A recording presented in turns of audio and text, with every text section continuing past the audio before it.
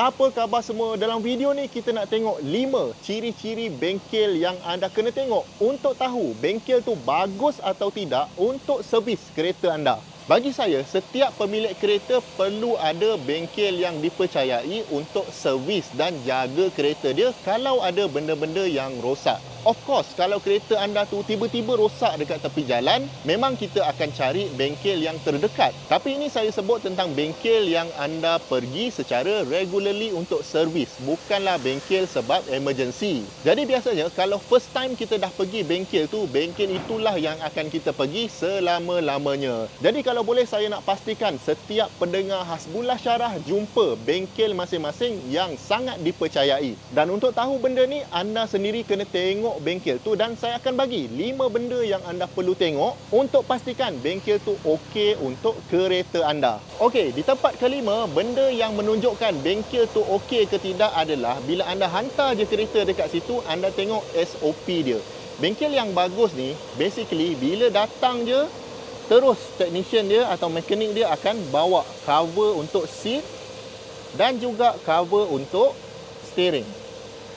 Sebab mekanik ni biasanya dia pegang bahagian enjin, kadang-kadang dia cuci enjin, jadi tangan dia akan kotor. Dan kita tak naklah kotoran ni pergi dekat kereta kita. Lagi-lagi steering dengan kerusi, sebab tempat itu yang kita duduk dan kita selalu pegang. Ada kedai yang saya pergi tu, dia tak ada pun cover ni, tapi dia guna plastik wrap untuk makanan tu untuk wrap kita punya steering. Itu pun dah cukup baik dah. Dan kalaulah kata kebetulan anda ni seorang pemilik bengkel, maka benda ni boleh dibeli dekat Shopee. Tak mahal pun nak beli wrap untuk steering dan juga kerusi ni, tapi nilai yang customer tengok pada kedai anda tu meningkat sangat tinggi. Jadi kedai anda pun nampak profesional dan customer pun suka. Anda sendiri suka tak kalau mekanik datang tengok kereta anda and then lapik segala-galanya? Anda pun mesti happy kan tengok kedai yang macam ni. Jadi ini ciri kelima, kedai tu adalah kedai yang bagus. Baik, ciri yang keempat yang menunjukkan workshop ni adalah workshop yang bagus adalah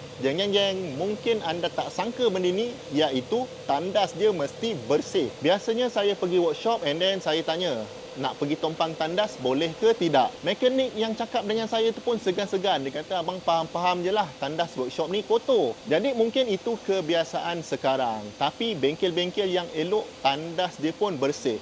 Dan tandas yang bersih ni menjadi petunjuk bahawa orang-orang dekat situ pembersih, dan bila dia buat kereta anda pun dia akan buat dengan kemas dan bersih.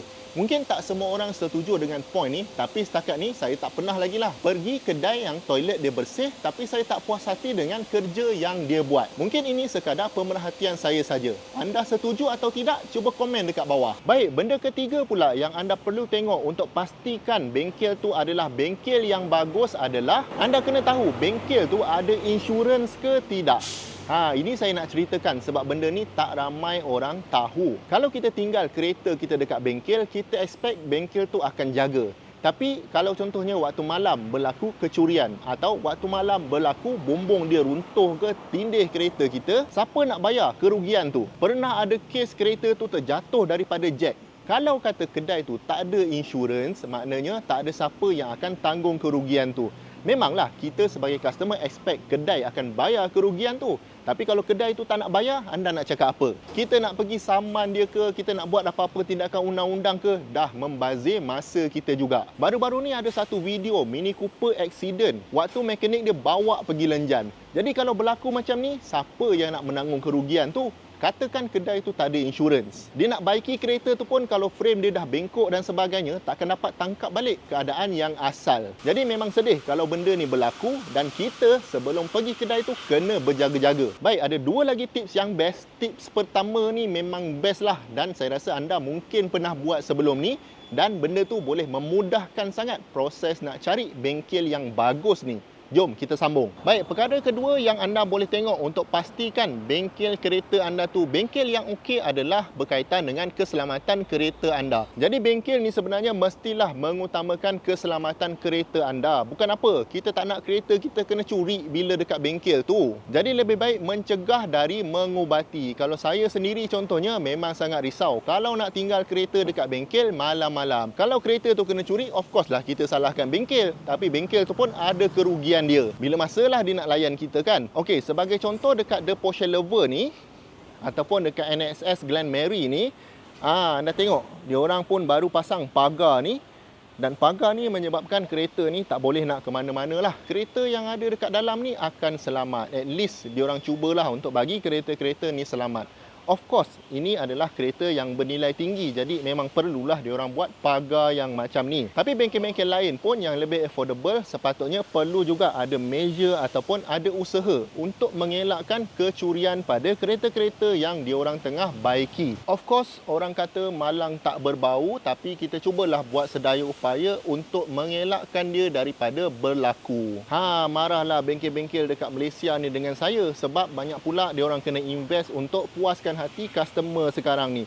Tapi tak apa, janji anda sebagai pemandu kereta, puas hati dengan servis bengkel tu, duit pun boleh jimat dan keadaan jalan raya dekat Malaysia bertambah baik sebab kereta-kereta kita di-maintain dengan bagus. Hati pun jadi senang bila bawa kereta yang tak ada masalah. Baik, cara pertama yang paling mudah untuk kita tahu kedai ni bagus ke tidak, of course lah adalah melalui Google Reviews. Google Reviews ni semakin lama semakin baik dan owner bengkel pun tak boleh nak beli review-review ni. Jadi contohnya kedai yang saya berada sekarang, NSS Service Center, duduk dekat Shah Alam.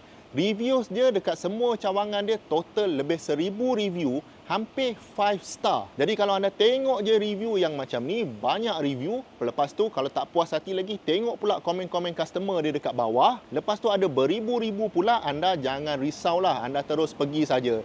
Cuma of course, kedai NSS ni dia akan deal dengan kereta-kereta, contohnya kereta Porsche atau kereta Continental. Banyak kereta yang mahal-mahal lah. Tapi tak semestinya kaedah cek review ni tak terpakai untuk bengkel-bengkel yang lebih affordable. Sebab tu, kalau anda owner bengkel pun, sekarang ni dah tak boleh dah buat macam dulu. Kena jaga customer dengan baik. Anda kena ingat yang anda sebenarnya bukan jual minyak pelincir, bukan jual drive shaft, bukan jual crankshaft, bukan jual baiki enjin. Tapi anda sebenarnya menjual safety on the road.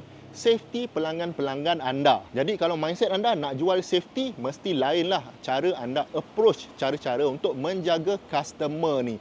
Dan ada rezeki, memang review anda dekat Google tu akan macam gini. Jadi sekarang ni kan dah tahun 2023. Tak sepatutnya lagi kita takut nak pergi bengkel, takut kena scam. Ini kadang-kadang pergi bengkel, benda tak boleh baiki, tapi dia kata boleh baiki. Sepatutnya kena turun enjin, tapi dia kata tukar benda tu sikit dah boleh. Last-last bendanya tak settle. Ini juga kepentingannya kenapa kita perlu bengkel yang jujur. Kalau kata nak selesaikan problem tu, kena turun enjin, turun gearbox, kena overhaul enjin baru boleh settle, maka mekanik pun cakap benda tu walaupun susah ataupun pahit nak diterima oleh customer. Lebih baik susah nak dengar asalkan bercakap benda yang betul. Daripada ada mekanik yang okey, kita tukar itu, kita tukar ini, problem tak settle sebab problem tu duduk di dalam enjin tu. Baik, jadi anda rasa anda dah jumpa belum bengkel yang best untuk kereta anda? Ataupun kalau anda ada lagi cara untuk mencari bengkel yang best, cuba komen dekat bawah. Kalau anda nak belajar pasal enjin supaya tak ada siapa boleh kelentong anda lagi pasal enjin, jemput klik link di bawah untuk join kursus online Zero to Hero. Semua pasal enjin ada saya sediakan dalam 50